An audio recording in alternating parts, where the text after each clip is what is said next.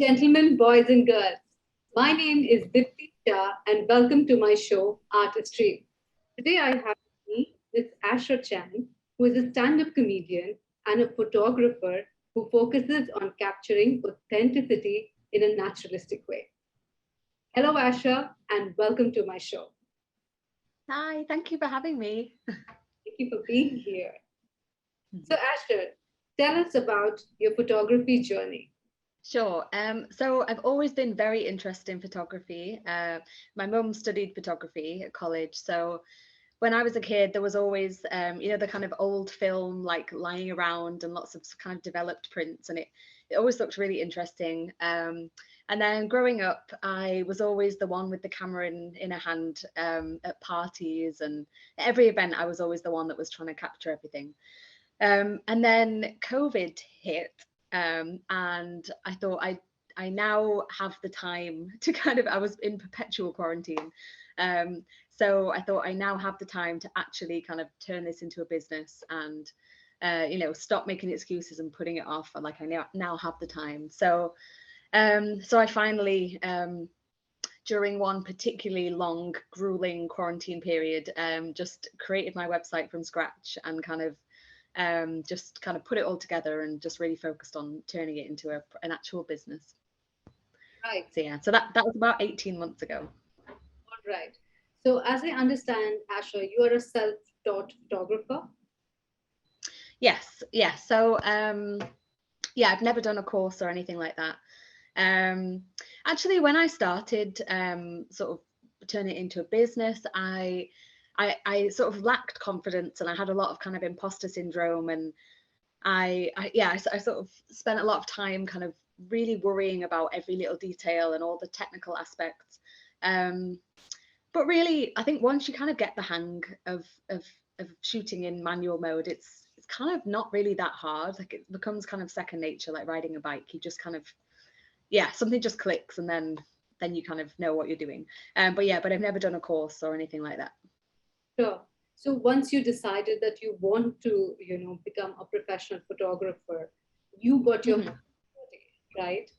Tell us about that journey. How did you get clients? How did you start?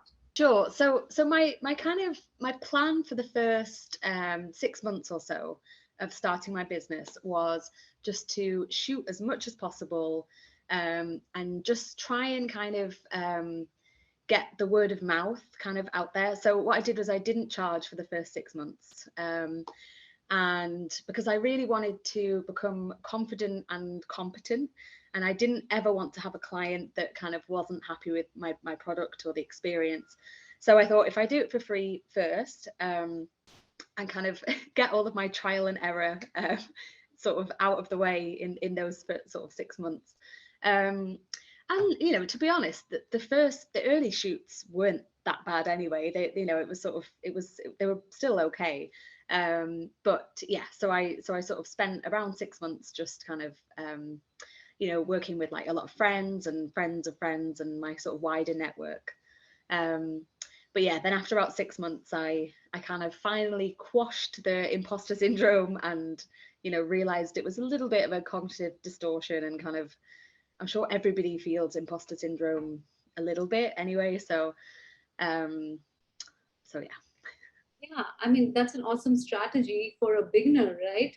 I mean you offer your services for free. In return, you Mhm. build yourself a fantastic portfolio, and you can Yeah, always yeah, charge once you're sure of your skills and your profit. yeah, for sure. Yeah, Right, yeah. I'm really pleasantly surprised that it worked out. Okay.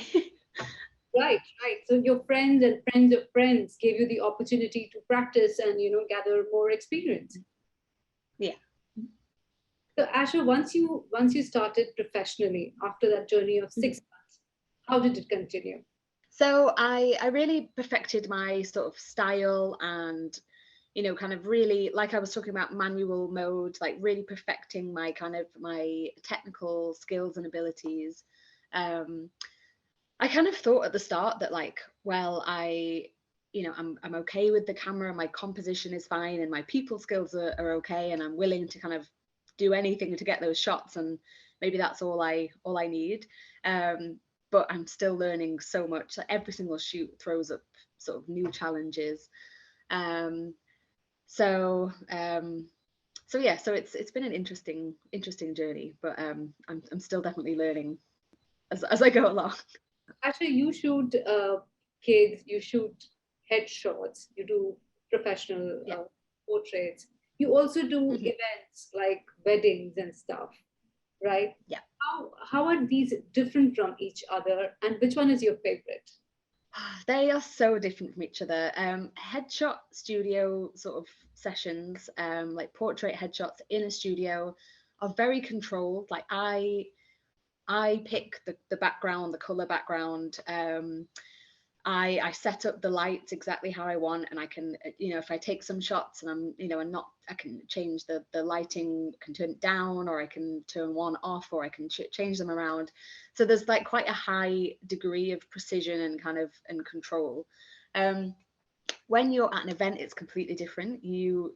Especially the way I shoot, I like to shoot very unobtrusively. So I don't want to kind of, like, if you're at a party and you're having fun and you're drinking with your friends, the last thing you want is like a big lens stuck in your face and someone saying cheese, and so I try and kind of hide in the corner and kind of capture those kind of bursts of like authentic laughter, or that kind of, I love it when when you see couples when they do that kind of sweet kind of gazing at each other, and I like capturing those sorts of moments. um so it's very different. You have to kind of so like for instance, I have a rule that I don't use flash when at events, really. um because yeah, it sort of offsets the mood of the event, and yeah, wherever possible, I try just not to be seen, really, just kind of try and skulk in the corner. um and yeah, whereas yeah, portrait is very different. I kind of control every aspect of it, so yeah. Right. So one is very controlled and preset, I would say, a headshot or a Yeah, portrait, while an event is like very fluid, right? for sure. Yeah, you never really know. Every event is so different. You never know what you're going to get, what challenges there will be. Whereas usually in a headshot session, I could probably, I don't know, yeah, there's just a lot less things that can go wrong, or yeah, whereas at an event, that yeah, you just never really know. I shot a really interesting event recently, which was unlike anything I've ever done, pretty much, which was the Spartan race, which is like like a 5K obstacle course.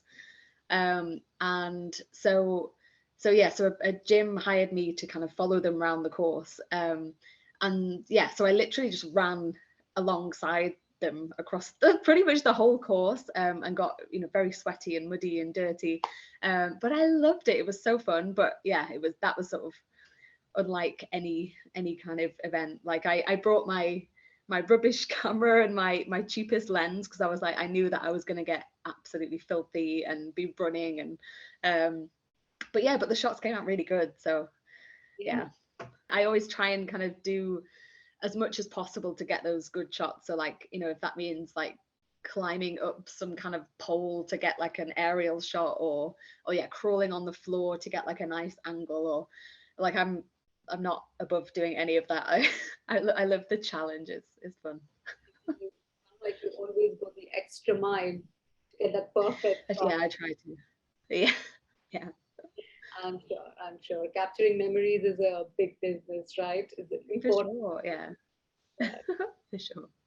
So, who's your favorite subject? What do you like shooting the most? I do really like shooting kids. That sounds terrible. I find, because so I'm a mum of three kids as well, so I have lots of experience with children, and I just find that I can like just get on their level so easily. Like I'm a big kid myself, so I love like just chatting with kids. And of course, when they make all these kind of obscure references to like cartoon characters, I like know them all from my kids anyway. Um, so yeah, so I just love sort of chatting with them. And I also find like photographing kids is pretty difficult. Like the kids don't really want to sit there and kind of put on a fake smile, so I try and turn it into like an experience. So I have all these kind of tips to kind of bond with them and chat to them. And I have this at my studio.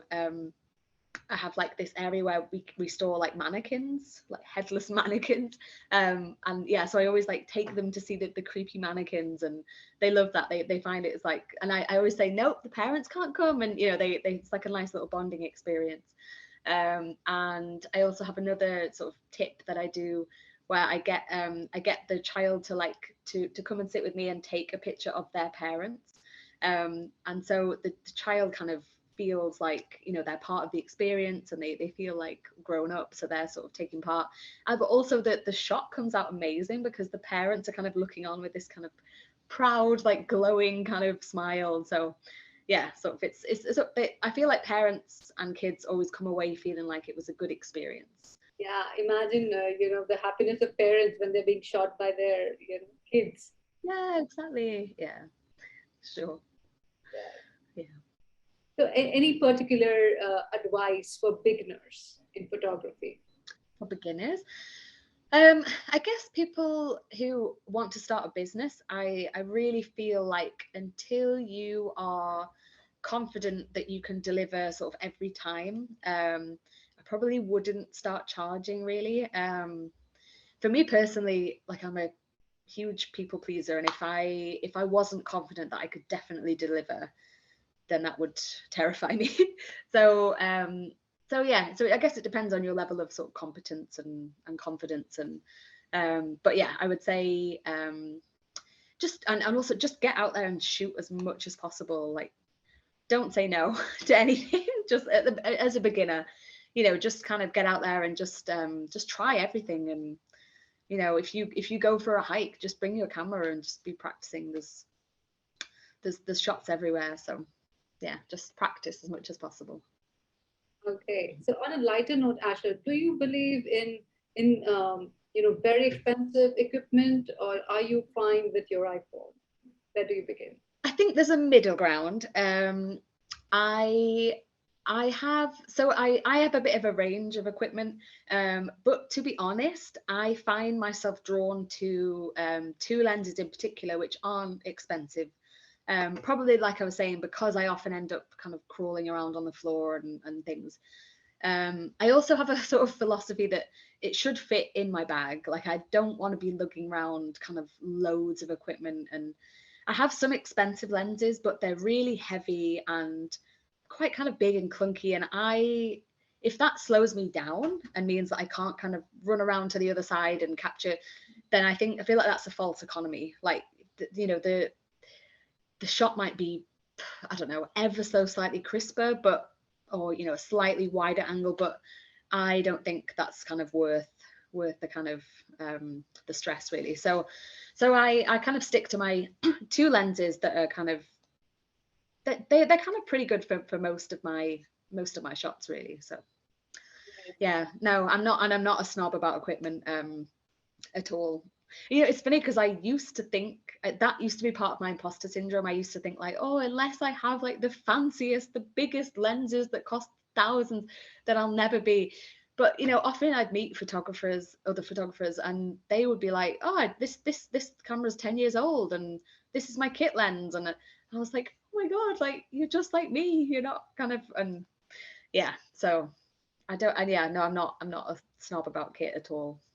Yeah, I think for you it's more like the experience and the ability to move around and be free while you're shooting, rather than being walked Definitely. by like fancy equipment, expensive stuff. For sure. You know, and actually another thing that I do is I have so four pairs of like dungarees with loads of pockets that I put my lenses in at events to just quickly change. But some of the lenses are so big that they don't even fit in, and then I just think, well, if I can't quickly change, then there's no point really. So that, again, that's kind of why I use those two sort of quite small ones that just fit in my pockets, and then I can get like a variety of shots, you know, zoom, wide angle, and the sort of portrait lens.